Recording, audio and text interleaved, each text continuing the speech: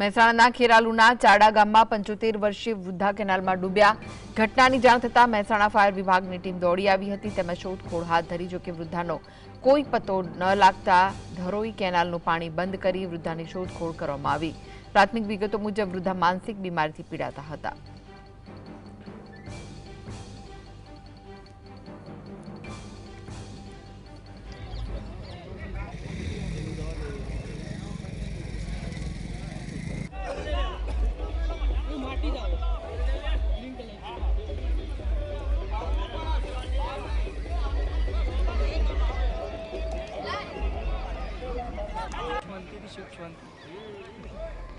જમવાનું જમીન ખાઈને આવ્યો.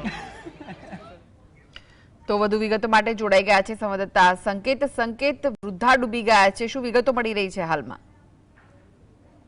જી કૃષ્ણ, હાલ વાત કરવામાં આવે તો મહેસાણાના ખેરાલુ તાલુકાનું ચાડા જે ગામ આવેલું છે તે કેનાલની પાસે જે એમ કહી શકીએ કે જે ધરોઈ ડેમ છે, ધરોઈ ડેમની જે કેનાલ છે તે કેનાલમાં એક વૃદ્ધા જે ગામની છે આનંદીબેન ની જે વાત કરવામાં આવે છે તે આનંદીબેન બારોટ અગમ્ય કારણોસર હાલ તે કેનાલમાં ડૂબ્યા હોવાનું હાલ જાણવા મળી રહ્યું છે. આ જે સ્થળથી જે તપાસ કરવામાં આવી રહી છે તેમાં ફાયર ટીમની પણ મદદ લેવામાં આવી છે. પોલીસે વધુ તજવીજ હાથ ધરવામાં આવી છે. જે કેનાલ જે હતી તે કેનાલને પાણી હાલ બંધ કરીને તેની શોધખોળ હાલ હાથ ધરવામાં આવી હોવાનું જાણવા મળી રહ્યું છે ને પરંતુ જે આનંદીબેન છે તેઓ માનસિક અસ્થિર હોવાનું હાલ પ્રાથમિક તપાસમાં જાણવા મળી રહ્યું છે અને વધુ તજવીજ હાલ હાથ ધરવામાં આવી રહી છે. પરંતુ કારણસર જમીને જ આ જે મહિલા હતા તેઓ કેનાલમાં ડૂબ્યા છે. શા કારણથી ડૂબ્યા છે, ઉંમર લાયક હોવાના કારણે પરિવાર પણ હાલ ભારે શોકમાં હોવાનું જાણવા મળી રહ્યું છે. જી કૃષ્ણ. જી, પરિવારજનોનું શું કહેવું છે?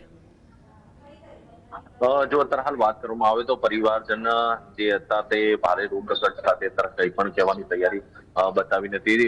ગત મોડી સાંજની જે આ બનાવ હતો, શામની સાંજ સુધી આજ વહેલી સવાર સુધી આ શોધખોળ હાથ ધરવામાં આવી રહી છે. લાશને બહાર કાઢવા માટેની તજવીજ હાથ ધરવામાં આવી હોવાનું જાણવા મળી રહ્યું છે.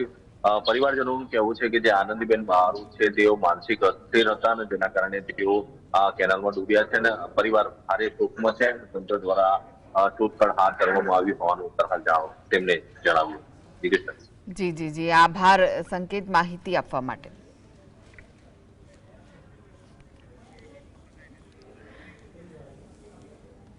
તો હાલ વૃદ્ધાનો કોઈ પતો નથી, તેઓ માનસિક રીતે બીમાર હતા તેવી પણ વિગતો સામે આવી છે અને વૃદ્ધાની શોધખોળ કરવા માટે ધરોઈ કેનાલનું પાણી પણ બંધ કરી અને શોધખોળ હાથ ધરાઈ છે.